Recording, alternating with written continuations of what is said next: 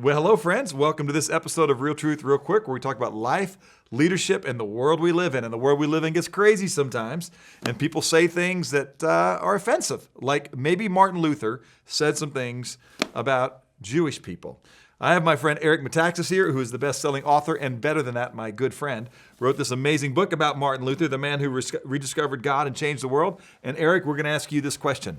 Was Martin Luther anti-Semitic? What? I know. I never heard that. Yes, that's a good question. And the answer to the question is the classic yes and no.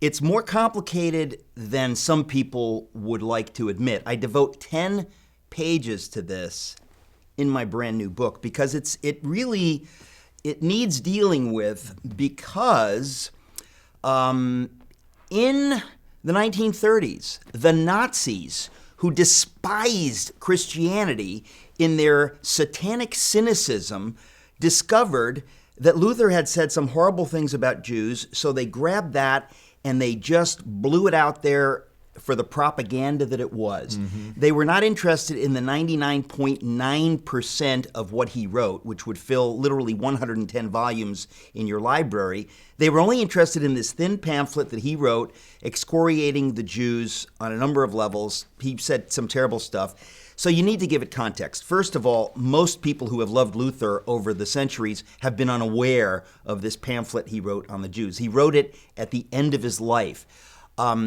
At the end of his life, he was a very sickly man, clearly very cranky. He got more and more outspoken as he went along.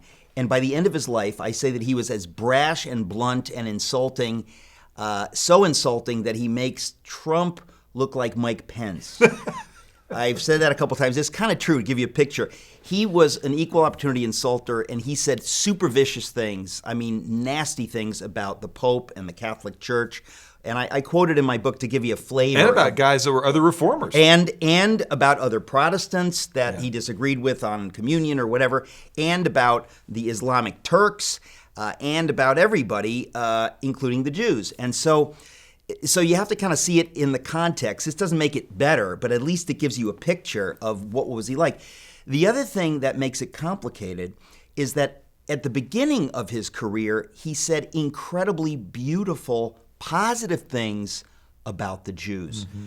Dramatically positive, open-minded, forward-thinking. In a way that nobody else was. He was way ahead of anybody else. So you're thinking, how can a man who said these beautiful things, and it's beautiful and moving that he said these things in, the 1520s about the Jews that are so positive. It's beautiful. And then, for some reason, 3 years before he died, when he's old and very sickly and cranky and nasty, he says some of the worst things ever, and then not only does he say these things, but the Nazis grab him and let the whole world know exactly the worst stuff that Luther ever said about the Jews. And so today, everybody asks the question, well, who cares about Luther? He's an anti-Semite. He said this, and I said, well, you got to put it in context because it contradicts totally what he said earlier. So which Luther are we talking about?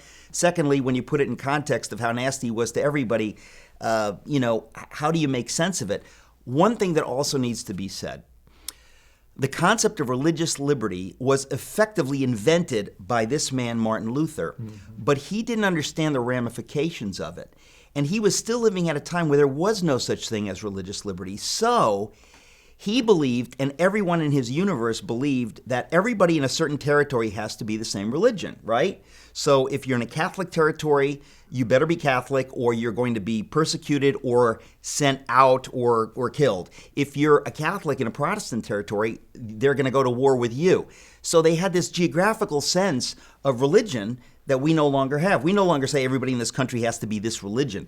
So his statements toward the Jews also have to be taken in the context of the idea that he thought this is a Christian Protestant territory. Yeah. The Jews are causing this kind of trouble. We need to get rid of them. Now, we know that that's offensive and unseemly, and also it contradicts his whole view of religious liberty. But again, nobody in that world, literally nobody, had the view of religious liberty that we do, which we ultimately get from Martin Luther, which is that we can live with people with whom we disagree. He didn't live in that world. So it's really unfortunate. And to answer the question whether he was an anti-Semite, again, I think the answer ultimately has to be a big yes and a big no. So Yep. So we can say he said anti-Semitic things.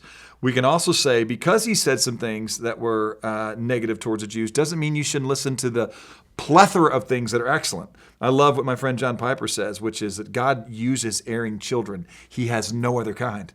Right? J.I. Packer is the one that said God always will use the needle of truth in a haystack of air. The truth about Luther might be that he had some needles of air in a haystack of truth. He had his Achilles heels, and I got to tell you, at the end of his life, to say something like this, it's almost like a satanic plot to undermine everything else he said. But the good side is that it helps us all to see this was a human being who was flawed and sinful, and that if God can use a flawed, sinful human being to change the world, as God definitely did use Luther, it kind of gives you hope because we're all screwed up in our ways and we say things we shouldn't say. We just don't have the Nazis publicizing it so that the world keeps asking us about it. But I have to say, when you take it in context, he was a colorful individual. Amen. Well, here's what we would tell you. I hope you're still watching. You should read Eric's book so you can really learn what Luther did say, why he's an important person in history. And let me just tell you something. Luther doesn't want you to be a fan of his. He wants you to be a fan of Jesus Christ. And Jesus didn't say anything anti-Semitic. In fact, he was a Jew. Guess what? Jesus was Jewish, but his mother was Italian. Everybody knows that.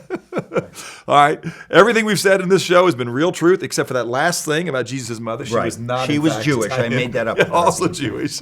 And we can tell you this: the most Jewish thing that you can do is believe in the Jewish Messiah, and that's what Martin Luther knew. It changed his life.